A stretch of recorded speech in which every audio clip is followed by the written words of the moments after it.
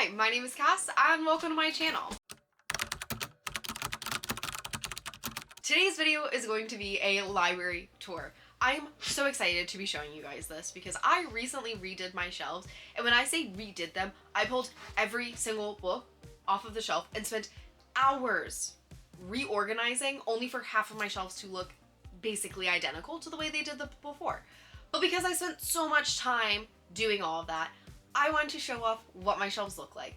Plus, I feel like whenever I get somebody else's bookshelf tour, you not only get to see what they're reading, but I also get inspiration from the way that people decorate their shelves on how I could potentially redecorate my shelves. But I will say, just a warning, the angles on this video are going to be absolutely atrocious, so please, please, please bear with me. The room that I'm so lucky to have in my house is L-shaped, and because it is L-shaped, there is no good way for me to get the angles that I want to give you guys. So please hold on, please bear with me, but I'm going to give you my shelf tour. This is my first of two trophy shelves. This is the shelf that you see behind me in nearly every single video that I have ever filmed because my seat that I sit in is right next to it. And I love this shelf. It has some of my favorite series of all time, some of my favorite editions of all time, and I just love being able to show it off constantly. One of my favorite things is my Red Rising shelf. I love my Red Rising shelf so much. I am lucky enough to have the Bronwyn dust jackets over top of just the simple hardcovers. That's all it is just her dust jackets. And they are stunning. Like, you can't tell me that these dust jackets aren't the most beautiful pieces of work you have ever seen. And then I also luck out and I have my Fairy Loot special editions. And everybody always asks me where they're from. These are just the Fairy Loot Red Rising editions. They have incredible artwork. The foiling on the outside is stunning. I love them so much. And also behind these shelves, I actually have more Red Rising copies because I ran out of space. And so behind them is more Red Rising books. One of my really good friends bejeweled Morningstar for me, which I'm so grateful for her, and I love it so much. I had it sticking out initially, but then it fell and a few of the jewels popped off, so now I have it hidden for its safekeeping because this deserves all of the love and appreciation and does not need to lose any more jewels. I also have the 10th anniversary edition of the Hotterscape, which just has the really cool foiling on the naked cover, but there's nothing otherwise special about it. And it also sits behind all of my other books. I also keep some Novelwicks candles with all of my books. I love Novelwicks so much, and I love the fact that the top is glittered, and then also the artwork on the candle. It's the Bronwyn art from the dust jackets on a candle, and then I just get to add it with my shelves, and it's so pretty. One shelf down is my Zodiac Academy along with my Broken Binding Andy Weir set. I have my Leopard Hugo, and then I have the Night and the Moth by Rachel Gillig. I love having my Zodiac Academy here because everybody knows that I read epic fantasy and I absolutely love it. However, I do also like reality television in book form, and that's exactly what Zodiac Academy is. Everybody needs to know that, is the quality itself good? Not really. Is it so entertaining? Yes, it is so incredibly entertaining. I also have another Novelwicks candle, obviously set with my Zodiac Academy. I also have my Andy Weir set, which includes one of the most beautiful editions I have ever owned, is my Project Hail Mary edition. And I love not only the inside covers, but also the naked cover is just beautiful. It is so incredibly stunning. All of them are signed, and I'm so lucky that I was able to live and win through the Great War and get this set. One shelf further down, I have my Outlander set along with my special edition sets.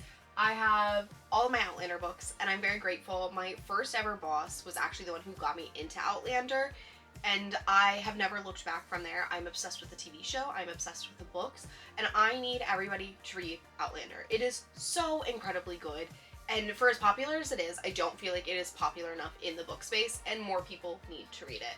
I love, and I refuse to ever move this section from off screen because I need everybody to know that I love Outlander. and I have been on a mission to collect all of the original covers of the Outlander books. I have 3 so far, and it has been very difficult to find. I've been lucky enough to be able to find 3, but they're just very what you'd expect for the 90s when they were released for the book covers to look like. But one of my most prized possessions is actually my Drums of Autumn, because of the fact that it is also hand-signed. And I just love it so much because I love this series so much, and the fact that I have a hand-signed first printing of this book, it just makes it so much better. The next shelf is my special edition shelves. On this shelf I have different editions from The Broken Binding, Goldsboro, Illumicrate, Fairy Loot, just pretty much every single book box you can think of. There is probably a book in here. I think I also have a Waterstones edition and just regular special editions. There's no real rhyme or reason to this shelf other than it is color-coded and they're pretty books. I have some really pretty books in here, which I'm very grateful for, but there's no real other reason for this shelf other than it's pretty books. Down one shelf even further, and me physically on the ground, is my Fourth Wing and Samantha Shannon collection. I love Samantha Shannon, and I love the Bone Season so freaking much, and I don't think anybody quite understands how much I really love Samantha Shannon and the Bone Season, and it's also another series that I need to talk more about, and I need more people to read. I also really love The Roots of Chaos, and if you haven't read Among the Burning Flowers, which is the newest novella that just came out, you should. It is phenomenal. The way Samantha Shannon writes characters is unbelievable. I also have a Fourth Wing shrine down here. I do like Fourth Wing, I will be honest. However, do I think Iron Flame and Onyx Storm all that great? Not really. Do I really like a Fourth Wing though? Yes. And I will continue to read the series because that is who I am as a person. I have a shelf right under the window in my library, and I have plants on the top of the shelf, but underneath I have books, and it includes my paperback UK covers of Throne of Glass. I have my out-of-print covers of The Serpent and the Wings of Night, and then I have the new traditionally published versions, and then I also have more special editions, sprayed edges. These are mainly books that I haven't read. I don't think I've read a single one of them. I do want to read them at some point, I just haven't gotten around to them yet. Underneath the window in my library, I have a shelf. And on top of the shelf, I have plants, and underneath the shelf, I have books. This includes my UK out-of-print covers of Throne of Glass, which I honestly think the UK covers are really pretty, and I kind of like the UK covers more than I even liked the US covers. I just like the white spines. I also have my Crowns of Nyaxia out-of-print books. I have the first 2 books, and then I also have the 6 Scorched Roses novella. I don't have the Slaying the Vampire Conqueror, which I really regret not buying it, but I do have the traditionally published versions from Bramble, along with the Waterstones edition of the Songbird and the Heart of Stone. I also have over here more sprayed edges. These sprayed edges are books that I haven't read yet and I want to read.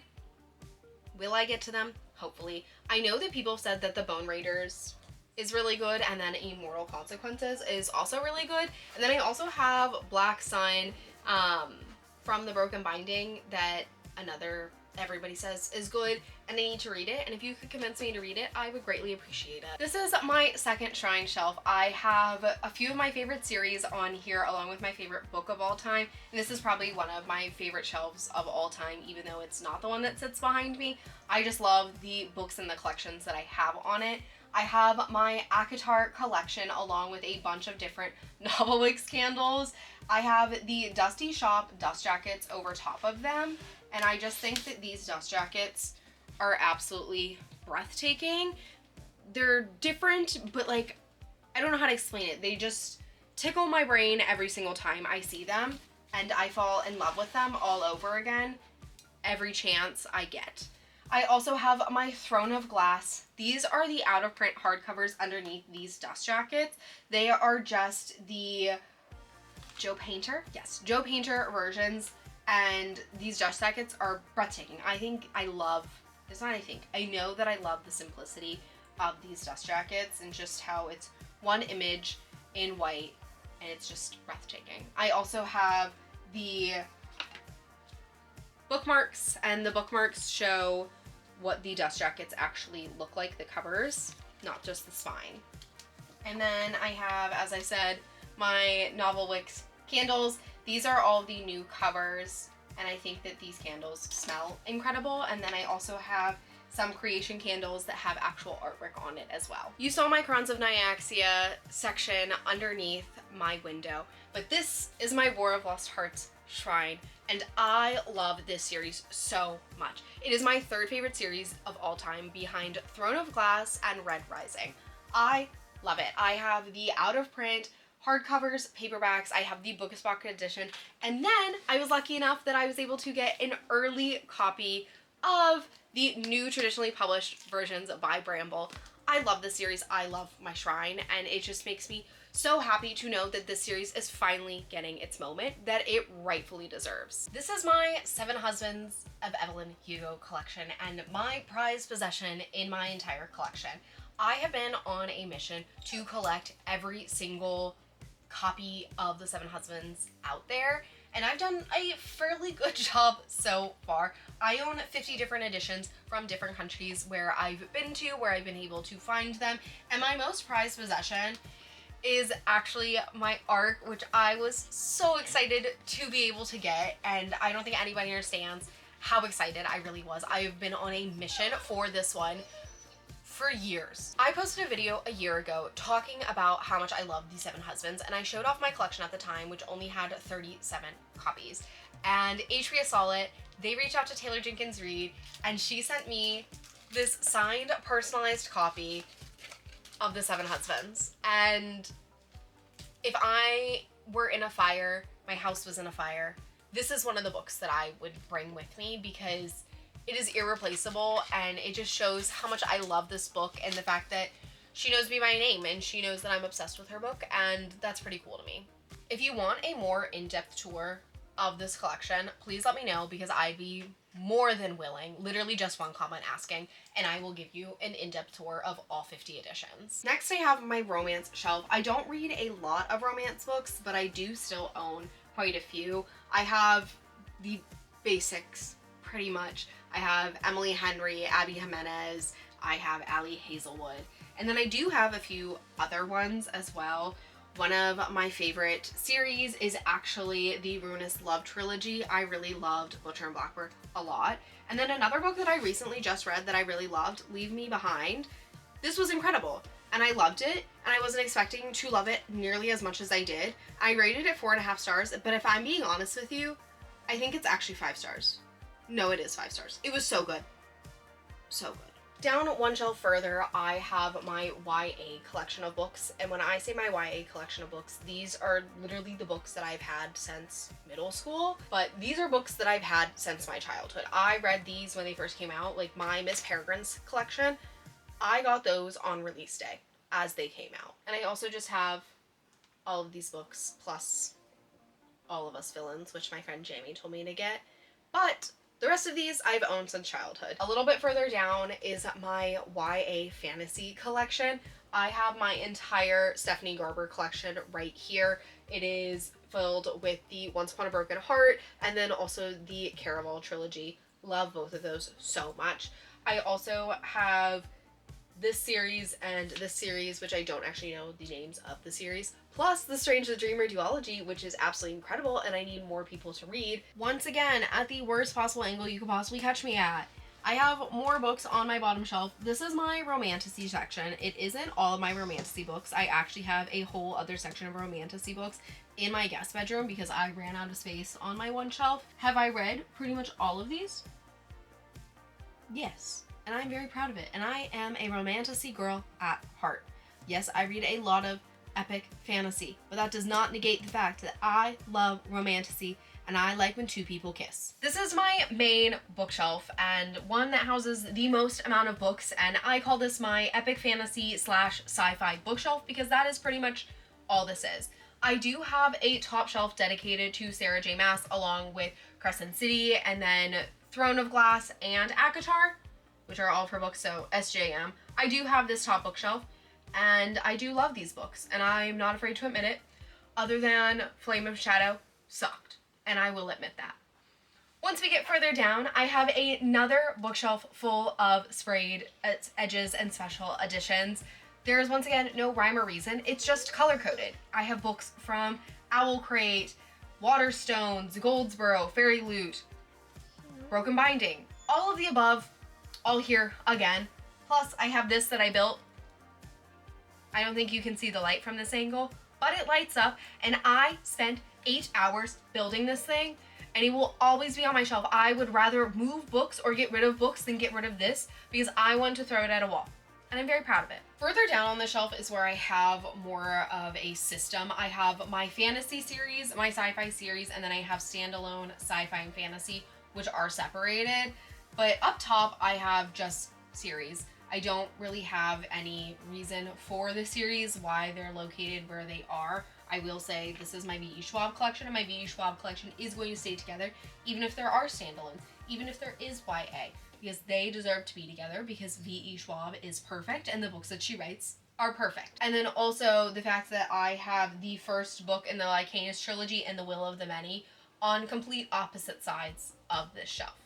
Other than that, everything is together. It is mainly trilogies. I don't have anything longer than a trilogy on this shelf. I do have individual books because I know that the Ryan Cahill series is longer than 3 books, but I only own the first book, so it's allowed to be here. The moment that it becomes longer than 3 books and I own more than 3 of them, it goes to my shelf outside of my library. This is my sci-fi shelf. I know that I just said if a book is more than 3 books, it is not on this shelf. The exception is my Stormlight Archive, and it's literally just because it is not on the same shelf as my trilogies. So if it becomes longer or I run out of room on my sci-fi shelf, then I will move this series to another place in my house.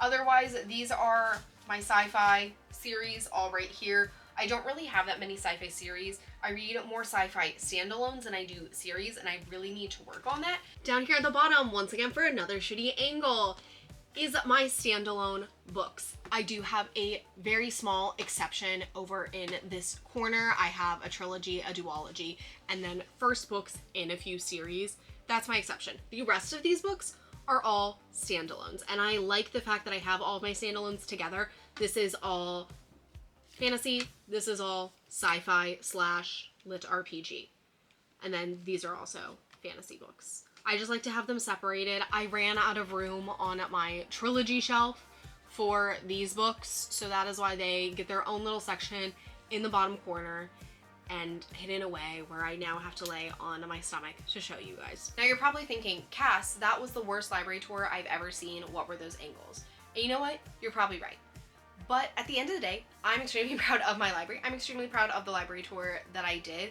And I know that I don't have the most perfect library. I don't have a big room, and I know it, but I'm lucky enough to have any room at all in my house, and I'm so very grateful that I have that. And I make do with what I have, and this is what I have, and I'm so happy with what I've been able to create in the very little space that I have. And it makes me happy. Looking at my books and being able to show you guys my books also makes me happy. So yes, the angle sucked, but you guys see all my really cool books, and at the end of the day, isn't that all that matters? Yes. Say it with me, yes it is. So do I apologize that my library tour sucked? No. I promise to be back next week though with better angles. Don't know what I'm going to talk to you guys about next week, but I can confirm it will be books. So I hope you guys have a great week, and I will see you guys next week. I don't think anyone understands the angle that I'm filming at.